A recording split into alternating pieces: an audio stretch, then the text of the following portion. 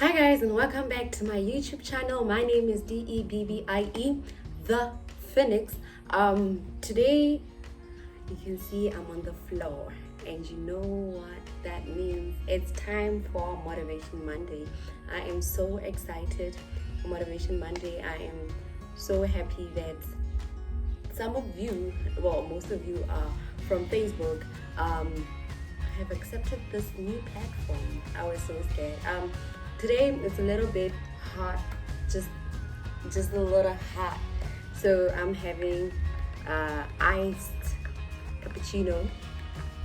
Today's episode, this is episode numero 2 of the Motivation Mondays segment. And let's just recap on what we were talking about last week on Motivation Monday. Last week on Motivation Monday, we were basically talking about the blessing of now, meaning that you need to understand how to enjoy the now, where you are at right now, the point that you are at in your journey right now, and how to maximize it. Not just enjoy it, maximize it also. I talked about how where there's endurance, there should be enjoyance, because to every good thing is a bad side, and to every bad thing is a good side, and you need to just figure out what are the good sides to the bad things that you feel like you're experiencing at the moment. So on today's episode, we're basically going to be talking about, drumroll, I'm such an idiot. We're going to be talking about preparing for there. Because on last week's episode, you'll remember when we were talking about enjoying the now. I did highlight that as people, we find ourselves in a situation where we can't wait to get there. Hold on, I need a cup of water.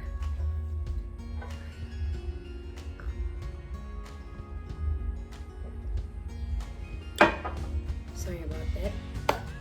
So yeah, man, basically we wanna get to understand, where is this there? Where is this place that we're all trying to get to, and how do we get there, and what do we need to get there, and what do we expect? What should we expect actually once we're there, or before we get there? I don't know how that English goes by. Anyway, so the first thing that you need to ask yourself is, where is there?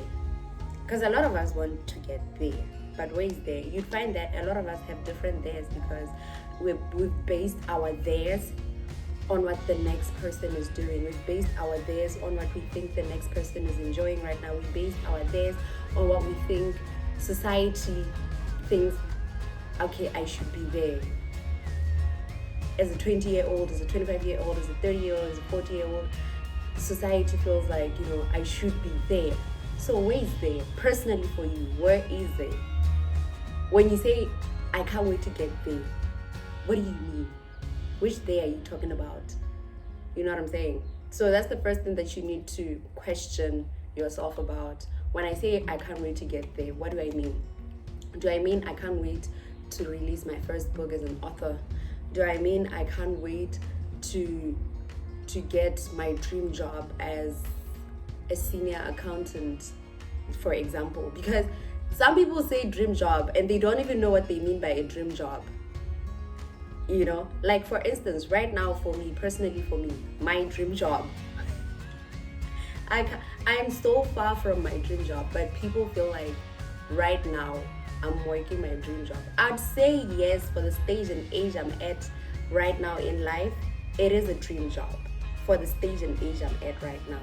But my ultimate dream job is far wider and unfathomable than what people can even start to begin to think of when they think of me saying my dream job. They think that I've already ticked that box. No, I haven't. For the stage and age I'm at, yeah, sure. But in general, So you need to ask yourself, where is there? If maybe you're an accountant, it could be, is my there being a senior accountant? Is my there being an assistant FM? Is my there being an FM? Is my there being an CFO? Is my there being a COO? Is my there being an FD? Where is there for you personally as a person? Where is there?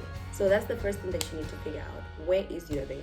And then secondly, how do you get there now? Now that you've figured out where your there is, how do you get to that there?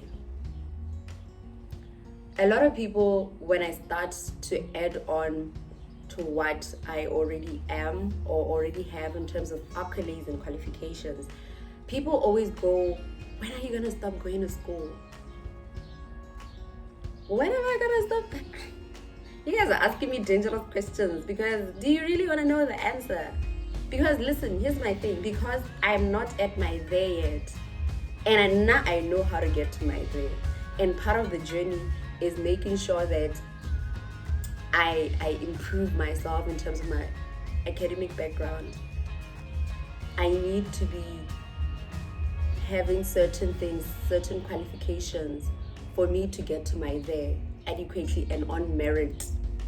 Because that's the other thing. I personally just believe in doing things, getting things on merit.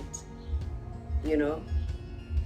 When people say favors, what I would deem as a favor, what I would deem as giving somebody a favor, doing somebody a favor would be putting them on in terms of getting them into the interview. And then their qualifications, their accolades, the way they present themselves needs to speak for them from there. You can't be putting somebody on to a point where now you are influencing people behind the scenes to disqualify the people who qualify more than your person just because your person is your person. Do your people know how to do the job? Do your people have the experience to do the job? Have your people been exposed to environments which are similar to that one for them to do the job? Are they in competition with people who could do better than them? Or are they in competition with people by Longore? In that group, they are the best. Merit. So how do you get there? You need to look at that.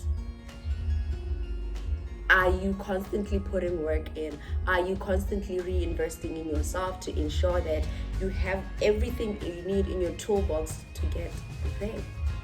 Because, guys, we need to stop doing this thing as young people where we daydream. Honestly, I used to daydream a lot when I was 15 years old, when I was 16 years old. You know why? Because at that time, my fate and in that stage and age of my life was written in the stars.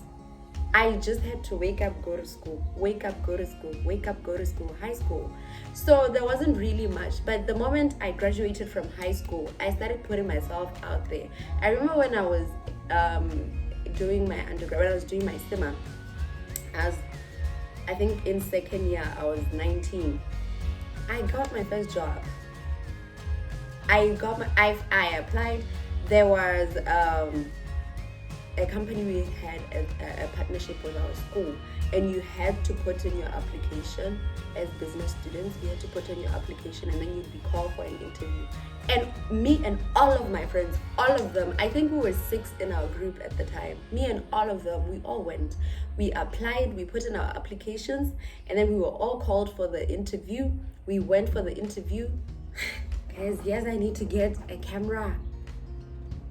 Because I was filming. I'm filming using my phone, and my best friend called. Oh my God. Oh. Anyway, I was thinking about how do you get there. You need to prepare on how to get there. And then the third thing that you need to understand about there is, which skills do you need? Which personality traits do you need to get there?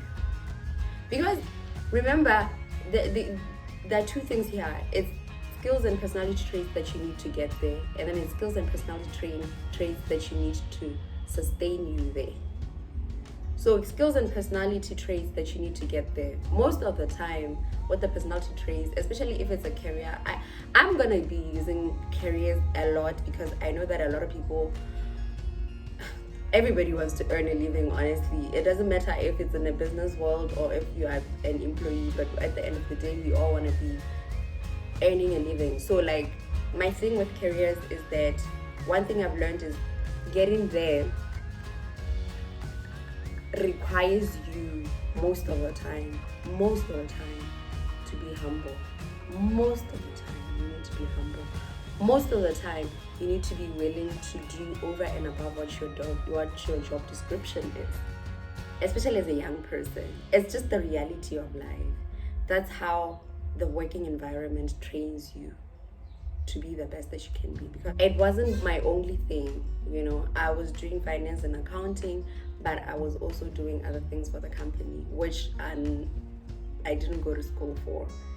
And some of the things, some people can feel like, oh, they're beneath me. Yeah, I'll do things which could be done by a messenger. I'll do them. Sometimes with my own car even, I do them. You need to be humble. You need to give people a reason to trust you. You need to give people a reason to believe that when their clients meet you in their uniform, they won't be embarrassed. Guys, stop being pompous. If there's one thing my mom taught me, my foster mom that is, because my actual mom died when I was quite a little young, a little too young to understand things about humility and all of that. But she tried where she tried. But I was a kid. I was a spoiled brat, man. So when my foster mom took over, when I was of age, she taught me through her actions most of the time that you don't always need to be making noise for people to recognize that you are an important person. Because she is an important person. She does have those accolades and qualifications that some of her colleagues don't have, but she still stayed humble. Yeah. So, and I saw that she didn't actually lose anything from doing that. So that's the biggest personality trait I would advise you to have. Be humble. The second biggest one would be confident. Be confident in yourself. Be confident in your dream. Be confident. Never doubt yourself. There are too many people who are waiting to doubt you, who already are doubting you. You don't have to be an added person. The fourth thing,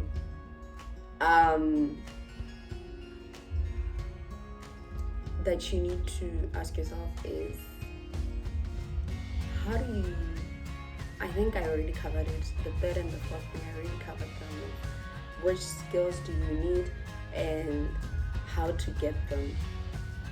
The how to get them part would be what the personality traits honestly is about you as a person, and us just hoping that you were raised well. we can only hope and pray that you were raised well. Besides that, we don't know. It's all up to Jesus. But then the other thing with the skills is that try your best to apply for scholarships, man. Apply for sponsorships. Save for school if the other set of skills has to do with academics anyway. Because it's not like all the skills have to do with academics. Take online courses. There are so many free online courses. Take them. Those little certificates accumulate to something. So don't nyadza them, guys. I've forgotten. Today English. Yo. What to expect there? I think that's the thing that a lot of people don't last when they get to that there, because they didn't do that research on what to expect there.